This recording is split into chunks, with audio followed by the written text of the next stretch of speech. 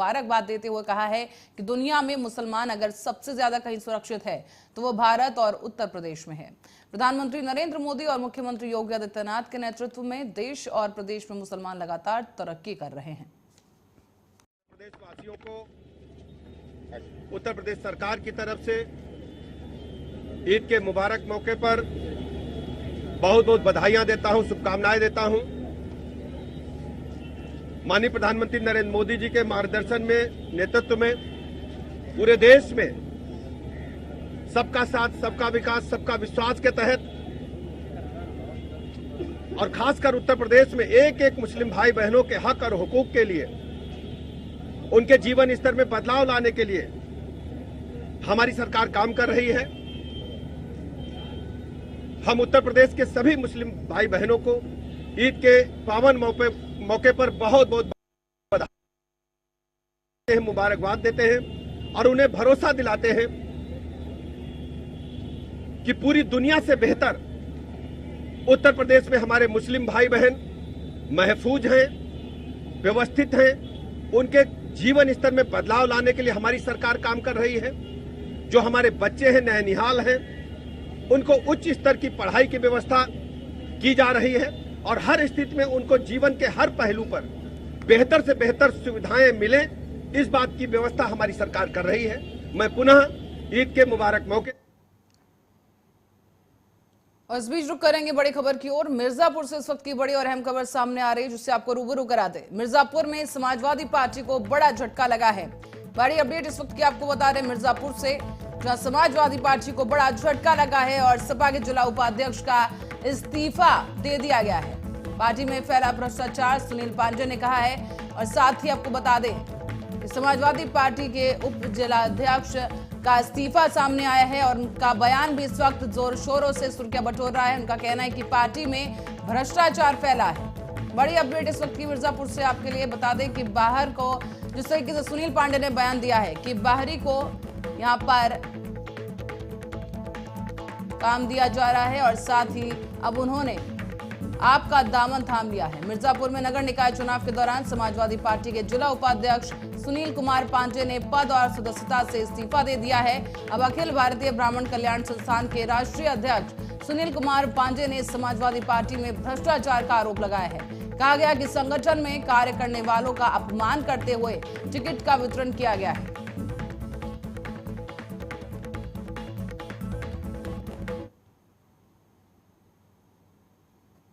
और मिर्जापुर में नगर निकाय चुनाव के दौरान समाजवादी पार्टी के जिला उपाध्यक्ष सुनील कुमार पांडे ने पद और सदस्यता से इस्तीफा दिया है। अखिल भारतीय ब्राह्मण कल्याण संस्थान के राष्ट्रीय अध्यक्ष सुनील कुमार पांडे ने समाजवादी पार्टी में भ्रष्टाचार का आरोप लगा दिया और कहा गया कि संगठन में कार्य करने वालों का अपमान किया जाता है और टिकट वितरण करते हुए ये भारी अपमान देखने को मिला है। पांडे ने यह भी कहा कि नगर निकाय चुनाव में मिर्जापुर निकाय के अध्यक्ष पद के लिए टिकट उन्होंने मांगा था और उन्होंने शनिवार को ही अपना इस्तीफा जिला कार्यालय के साथ ही पार्टी कार्यालय में भी दे दिया है। और एक पत्र में कहा गया कि जिला इकाई में भ्रष्टाचार के कारण कार्यकर्ताओं की उपेक्षा की जा रही है। संगठन से जुड़े लोगों की उपेक्षा कर बाहर के व्यक्ति को टिकट दे दिया गया है और ये पार्टी की नीति के विरुद्ध है और कार्यकर्ताओं का मनोबल तोड़ने वाला है। उन्होंने ये भी कहा कि वो अपने सभी पदों के साथ प्राथमिक सदस्यता से इस्तीफा दे रहे हैं। पूंजीवादी के नहीं कहना चाहता, लेकिन मैंने राष्ट्रीय अध्यक्ष के सामने सब सारी बातें कही। कोई बात सुनने को तैयार नहीं है। एक पूरा षड्यंत्र बना के जो एक दिन के अंदर खिला करके जो है मुझे नहीं, मेरे जैसे असंख्य कार्यकर्ताओं को अपमानित करने का कार्य किया। और राजनीति में अपमान जो है नहीं सहा जा सकता। अपना अपमान एक बार मैं सह सकता हूं, लेकिन मैं अपने कार्यकर्ताओं, अपनी जनता का अपमान नहीं सह सकता। बिल्कुल मैं आरोप नहीं लगा रहा हूं। मैं भी इस बात को कह रहा हूं कि समाजवादी पार्टी में समाजवादी पार्टी का नाम बदलकर पूंजीवादी पार्टी रख देना चाहिए, क्योंकि कार्यकर्ताओं का जहां सम्मान नहीं है, जहां काम करने वालों का कहीं सम्मान नहीं है, तो वहां सम्मान की लड़ाई है, ये आम जनता के सम्मान की लड़ाई है। और आम आदमी पार्टी आम जनता के साथ इस चुनाव को लड़ेगी। और दिल्ली से एक और बड़ी खबर की ओर रुख करेंगे, जहां आपको बता दें कि पुलिस की तरफ से एक बड़ा बयान जारी किया गया है। बड़ी अपडेट दिल्ली से इस वक्त की आपको बता रहे हैं, जहां दिल्ली पुलिस ने एक बयान जारी करते हुए कहा कि सत्यपाल मलिक को हिरासत में नहीं लिया गया है। बड़ी अपडेट इस वक्त की सत्यपाल मलिक से जुड़ी आपको बता रहे हैं, जहां पर दिल्ली पुलिस की तरफ से कहा गया कि सत्यपाल मलिक को हिरासत में नहीं लिया गया, अपनी मर्जी से समर्थकों के साथ वो थाने पहुंचे थे। जम्मू कश्मीर के पूर्व राज्यपाल हैं सत्यपाल मलिक और उन्हीं के समर्थन में हरियाणा से कुछ किसान नेता दिल्ली उनके आवास पर पहुंचे थे। सत्यपाल मलिक ने इस बीच आरकेपुरम सेक्टर 12 में स्थित एक पार्क में उनके लिए भोजन की व्यवस्था की थी और दिल्ली पुलिस का कहना है कि पार्क में मीटिंग करने को लेकर उनके पास अनुमति नहीं थी। इसी को लेकर पुलिस ने आपत्ति जताई थी और इस बीच खबर आ रही थी कि पुलिस ने उन्हें हिरासत में लिया है, जिस पर पुलिस की तरफ से स्पष्टीकरण दिया गया है कि सत्यपाल मलिक को हिरासत में नहीं लिया गया है, बल्कि वो खुद अपने समर्थकों के साथ थाने पहुंचे थे। इसी खबर पर अधिक अपडेट के लिए दीपक सिंह हमारे संवाददाता दिल्ली से जुड़ गए हैं। दीपक से जानेंगे क्या कुछ पूरा मामला रहा। दीपक, क्या अपडेट है इस पर? जैसे कि देखा बताया जा रहा है सूत्रों के द्वारा से, तो इसको हिरासत में जिस हिसाब से बुलाया गया, उसके बाद उसको मामला पहले से चल रहा था और उसके बाद उसको सीधे ही हिरासत में ले लिया गया। उनको तुरंत ही गिरफ्तार करना पड़ा। कहीं ना कहीं जो जिस तरह से इनसे पूछताछ कर रहे, पूछताछ के अंदर ये सीधे अपने सवालों पर खड़े नहीं उतर पाए। दीपक, आप कह रहे हैं गिरफ्तार करना पड़ा, लेकिन उनकी तरफ से कहा गया कि वो खुद ही वहां पर थाने में पहुंचे थे समर्थकों के साथ। नहीं जी, ऐसा कुछ नहीं है। तो सीधे ही सीबीआई के जो कुछ सूत्रों के द्वारा से जो जानकारी मिली है उनको यही बता रहे हैं, उनको सीधे ही हिरासत में लिया गया, उनको गिरफ्तार करा गया। यहाँ तक कि ये खुद कह रहे जो खुद वहाँ थाने में गए, ऐसा कुछ नहीं था। सूत्रों के द्वारा जो जानकारी हमारे पास आ रही है, तो उसी दौरान में ये सीधे ही बोल दिया गया है और इसको गिरफ्तार करना पड़ेगा। तो दीपक, वहां पर किस बात को लेकर बैठक चल रही थी? पुलिस ने जो आपत्ति जताई है, जबकि सत्यपाल मलिक का कहना है कि उनके समर्थक थे जो उनसे मिलने के लिए पहुंचे थे और उनके खाने की व्यवस्था पार्क में की गई थी। जी, समर्थन लोग जो गए थे मिलने के लिए, उनको कहीं ना कहीं लगता है जो प्रशासन ने उनको रोका, किसी वजह से रोका होगा। और कहीं ना कहीं जो चीज है वो एक प्रशासन अपने तरीके से काम करते हैं। यहाँ तक कि ऐसे नॉर्मली तरह से काम नहीं करने देंगे।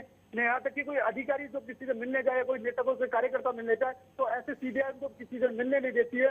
जो खाने की व्यवस्था होती है वो अंदर सीबीआई के मुख्यालय के अंदर ही रहती है। जो तमाम जो लोग रहते हैं, जो भी जांच के अंदर रहते हैं, उनको खाना वगैरह सब चीज प्रोवाइड करी जाती है।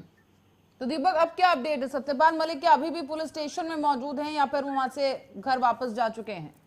नहीं, जो अभी पुलिस स्टेशन में मौजूद नहीं है, उनको वहां से उठा के सीधे सीबीआई ऑफिस ले आए हैं और सीबीआई में लाके उनसे पूछताछ चल रही है। उसी दौरान में जब वहां से थाने से लेके आ गए तो पुलिस स्टेशन से उनको सीबीआई लाके पूछताछ कर रहे हैं और उसी टाइम में इनको गिरफ्तारी इनकी करनी पड़ी। जी, और दीपक, जो उनके समर्थक थे इस वक्त, जो उनसे मिलने पहुंचे थे, वो कहाँ पर हैं इस वक्त?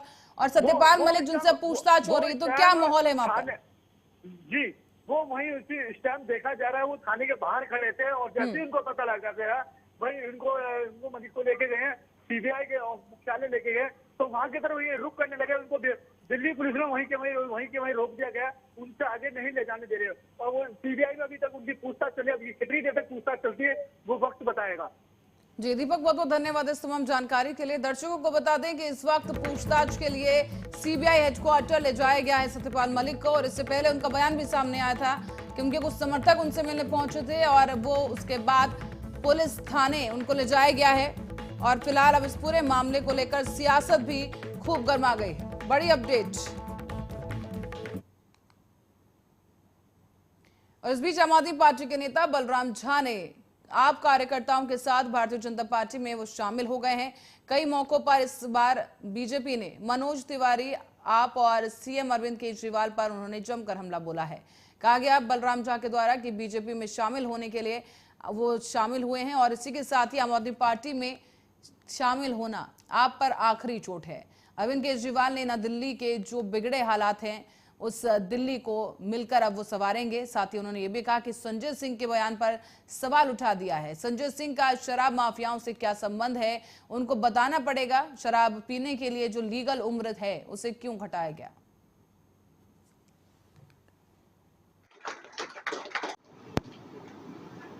तो बोला हमको ठगा गया है। मैंने कहा किसने ठगा है?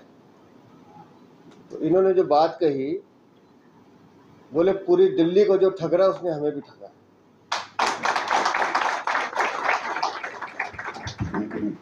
बोले क्रांति की बात की, परिवर्तन की बात की, नए नए सपने दिखाए, लेकिन वो सारे सपने वो सारा परिवर्तन, वो सारी क्रांति उनके घर के अंदर होके रह गई और हम सबको ठग लिया उन्होंने, हम सबका शोषण किया। तो बोला हमको ठगा गया है। मैंने कहा किसने ठगा है? तो इन्होंने जो बात कही, बोले पूरी दिल्ली को जो ठग रहा है उसने हमें भी ठगा।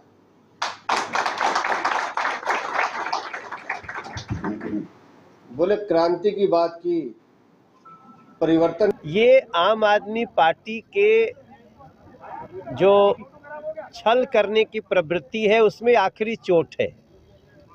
बलराम झा और उनके साथियों का, उनके सहयोगियों का, आम आदमी पार्टी के इतने पुराने मंडल अध्यक्षों का, वार्ड अध्यक्षों का, कार्यकर्ताओं का आम आदमी पार्टी छोड़ करके आज बीजेपी ज्वाइन करना और ये कहना कि हमारे साथ भी छल किया आम आदमी पार्टी के मुखिया अरविंद केजरीवाल ने, तो इसके बाद मनोज तिवारी को कुछ बोलना रह नहीं जाता। हमारा पूरा विश्वास है कि उन्होंने न सिर्फ अपने कार्यकर्ताओं के साथ छल किया बल्कि पूरी दिल्ली के साथ छल किया है और अब हम मिल करके दिल्ली को सजाएंगे और अरविंद केजरीवाल नाम के भ्रष्टाचारी को, उनके साथियों के भ्रष्टाचार को कानूनन सजा दिलवाएंगे। देखो, संजय सिंह जी को जवाब देना चाहिए कि उनका शराब जो माफिया व्यापारी रहे हैं उनसे संबंध क्या है। उनका इस शराब घोटाले के आरोपी दिनेश अरोड़ा से क्या संबंध है, उनको बताना पड़ेगा। उनको बताना पड़ेगा कि वो जो लोगों के शराब पीने की जो लीगल उम्र होती है उसको घटा करके 21 और 18 साल क्यों करना चाहते थे वो। उनको ये जवाब देना होगा कि वो 100 करोड़ रुपया किसके कहने से शराब व्यापारियों से जुटा करके और अरविंद केजरीवाल को दे रहे थे। मुझे लगता है ये सारे सवाल अगर हम पूछ रहे हैं तो दिल्ली भी जानना चाहती होगी। दूध का दूध, पानी का पानी होने दीजिए। हम एक तरह से देखा जाए तो नया जीवन हमको मिला है। ये आम आदमी पार्टी छल प्रपंच, छलावा, भ्रष्टाचार, स्वार्थ, तरह तरह की जो दुर्गुण प्रवृत्ति है उसका एक समावेशी संगठन है। तो उससे हम शुरुआती लोग थे, शुरुआती आंदोलन के समय के लोग थे। हमने उस समय से अभी तक देखा है कि इन लोगों में निरंतर कुरीतियाँ बढ़ती जा रही है और ये लोग किसी भी बिंदु पर। और रेवाड़ी से खबर है, बता दें कि हरियाणा के उप मुख्यमंत्री दुष्यंत चौटाला ने मीडिया से बात करते हुए हरियाणा में हो रहे विकास कार्यों को गिनवाया है। उनका ये भी कहना है कि इस दौरान भारतीय जनता पार्टी जेजेपी गठबंधन मजबूती की ओर बढ़ रहा है और कहा गया कि भाजपा जजपा गठबंधन की सरकार निश्चित रूप से मजबूती की ओर बढ़ रही है, जिस पर किसी को संदेह नहीं होना चाहिए। अगर मैं और लक्ष्मण जी यहाँ खड़े हैं, मंत्री जी यहाँ खड़े हैं, तो मुझे नहीं लगता कि कोई संशय है। और जिस दिन पत्रकार ये पूछना छोड़ देंगे कि गठबंधन का क्या होगा, फिर तो जरूर दोनों पार्टियां सोचेगी। अभी तो मजबूती के साथ चल रहा है और चलता रहे। एक सर आखिरी क्वेश्चन हमारा कि चर्चा का विषय बना हुआ है पूरे देश और प्रदेश के अंदर अधिक, और जो अशोक का जो हत्याकांड जो हुआ उसे लेकर भी सियासत गरमा रही है। यूपी सरकार ने जुडिशियल इंक्वायरी उसमें प्रयोग कर दी है। सुप्रीम कोर्ट में भी पटिशन देखते, सुप्रीम कोर्ट कुछ अलग दिशा निर्देश अनुसार कोई कार्रवाई की बात करता है। जो घटना हुई जरूर लॉ एंड ऑर्डर के लिए बड़ी गंभीर है कि किस तरीके से पुलिस की सिक्योरिटी के बीच में भी इस तरह की फायरिंग, थरो इंक्वायरी होनी चाहिए। लेकिन सर इस पूरे हत्याकांड को आप कितना उचित मानते हैं, कितना अनुचित मानते हैं? ये कहना हत्याकांड आज हुआ है, कैसे हुआ है, प्लान्ड है। हरियाणा प्रदेश होता तो जरूर मैं भी पूछ के डीजीपी से आपको बता देता। यूपी सरकार इस पे ज़्यादा क्लैरिटी दे पाएगी, पर मैं ये कहता हूँ कि पुलिस के सिक्योरिटी के बीच में ऐसा घटनाक्रम होना ये इन्वेस्टिगेशन का विषय है। और योगी और हरियाणा के डिप्टी सीएम दुष्यंत चौटाला आज रेवाड़ी पहुंचे, जहां उन्होंने रेवाड़ी में बार एसोसिएशन के अलावा कई गांव और पार्टी कार्यकर्ताओं के यहां आयोजित कार्यक्रमों में शिरकत की है। रेवाड़ी के बार एसोसिएशन में पहुंचने पर बार के प्रधान सौरभ यादव की अगुवाई में अधिवक्ताओं ने फूलमालाओं से डिप्टी सीएम दुष्यंत चौटाला का जोरदार स्वागत किया। इस दौरान कौसली के भाजपा विधायक लक्ष्मण सिंह यादव, जन नायक जनता पार्टी के प्रदेश उपाध्यक्ष अभिमन्यु राव और प्रदेश महासचिव श्याम सुंदर सभरवाल, जिला अध्यक्ष विजय पंच के अलावा काफी संख्या में पार्टी कार्यकर्ता और अधिवक्ता मौजूद रहे।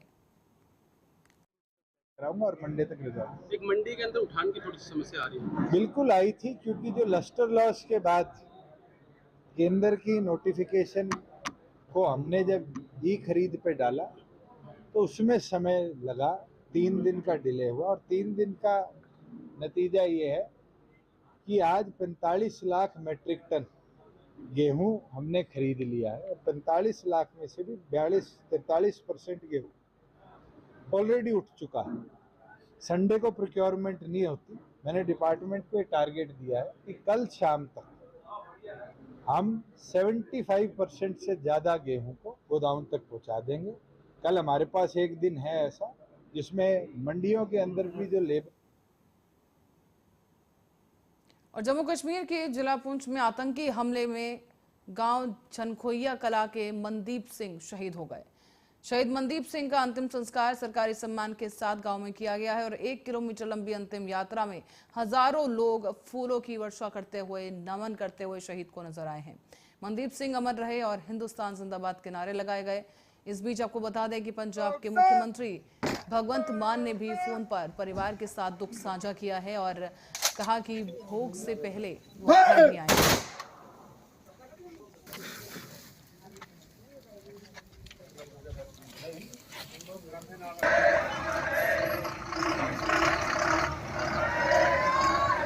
मनदीप सिंह हालदार, शहीद मनदीप सिंह। सूबेदार साहब आएगा ना, सूबेदार साहब बहुत मान महसूस करते हैं चीज़ कि साडा बेटा देश ਨੂੰ ਸਮਰਪਿਤ ਕਰਕੇ ਆਪਣੇ बहुत बड़ा बलिदान ਦਿੱਤਾ। किस तरह देखते हो शहादत ਨੂੰ ਕਿ ਜਿਹੜੇ ਜਵਾਨ ਸੀ ਜੋ ਕਿ ਅੱਜ ਪਰਤੇ ਨੇ ਜੀ 1 ਸਾਲ ਬਾਅਦ ਜਦ ਕਿ ਰਿਟਾਇਰਮੈਂਟ ਹੋਣੀ ਹੈ ਜੀ ਉਹਨਾਂ ਦੀ ਉਹ ਤਾਂ ਕਮੀ ਮਹਿਸੂਸ ਰੱਖੂਗੀ ਹਰ ਸਾਲ ਜਦੋਂ ਉਹ ਠੀਕ ਹੋਊਗੀ ਉਸ ਟਾਈਮ ਦਾ ਕਮੀ ਮਹਿਸੂਸ ਹੋਣੀ ਹੈ। ਅਗਰ ਜਿੰਦਾ ਹੁੰਦੇ ਤਾਂ ਸਾਡੇ ਵੀ ਦੁਬਾਰਾ ਵਾਪਸੀ ਕਿ ਯਾਦਗਾਰ ਬਣਾਉਣ ਲਈ ਕਿਸੇ ਨਾਲ ਗੱਲਬਾਤ ਹੋਈ ਜਿਸ ਤਰ੍ਹਾਂ ਕੱਲ ਕਹਿ ਰਹੇ ਸੀ ਕਿ ਹਸਪੀਟਲ ਬਣਨਾ ਚਾਹੀਦਾ ਜਾਂ ਸਕੂਲ ਬਣਨਾ ਚਾਹੀਦਾ, ਕੋਈ ਭਰੋਸਾ ਦੇ ਕੇ ਗਿਆ ਜੀ? ਮੇਰੀ ਅੱਜ ਹੀ ਸੀਐਮ ਸਾਹਿਬ ਨਾਲ ਗੱਲ ਹੋਈ ਹੈ। ਸੀਐਮ ਸਾਹਿਬ ਨੇ ਕਿਹਾ ਸੀ ਕਹਿੰਦੇ ਵੀ ਜੋ ਤੁਸੀਂ ਚਾਹੋਗੇ। ਸੀਐਮ ਸਾਹਿਬ ਨੇ ਹੋਰ ਕੀ ਭਰੋਸਾ ਦਿੱਤਾ ਫੋਨ ਤੇ? ਹੋਰ ਉਹਨਾਂ ਨੇ ਭਰੋਸਾ ਦਿੱਤਾ, ਕਹਿੰਦੇ ਵੀ ਮੈਂ ਭੋਗ ਤੋਂ ਪਹਿਲਾਂ ਇੱਕ ਵਾਰ ਜ਼ਰੂਰ ਘਰ ਹੋ ਕੇ ਜਾਵਾਂ। ਅੱਛਾ, ਉਹਨਾਂ ਨੇ ਸਰਕਾਰੀ ਨੌਕਰੀ ਦਾ ਵੀ ਉਹਨਾਂ ਨੇ ਵਾਅਦਾ ਕੀਤਾ ਵੀ ਇੱਕ ਸਰਕਾਰੀ ਨੌਕਰੀ ਵੀ ਦੇਵਾਂਗੇ।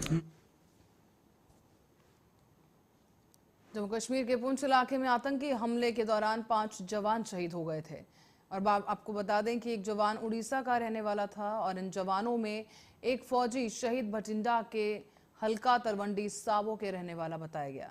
आपको बता दें कि मृतक की देह आज फौजी टुकड़े उसके गांव लेकर पहुंची है और इस मौके पर गांव का माहौल गमगीन रहा।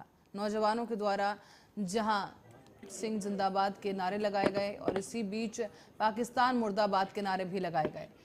आपको बता दें कि 2 बहनों का इकलौता भाई शहीद फौजी सेवक सिंह 2018 में फौज में भर्ती हुआ था। थोड़े समय पहले ही छुट्टी काटकर वो वापस गया था और सेवक सिंह की शहीदी का पता चलते ही परिवार में कोहराम मच गया है। इस बीच शहीद फौजी सेवक सिंह के पिता को अधिकारियों ने हौसला देने की कोशिश की। शहीद सेवक सिंह की अंतिम यात्रा में सिद्धू मूसेवाला के पिता बलकार सिंह के अलावा कई अलग अलग राजनीतिक सामाजिक शख्सियतों ने भी हिस्सा लिया है।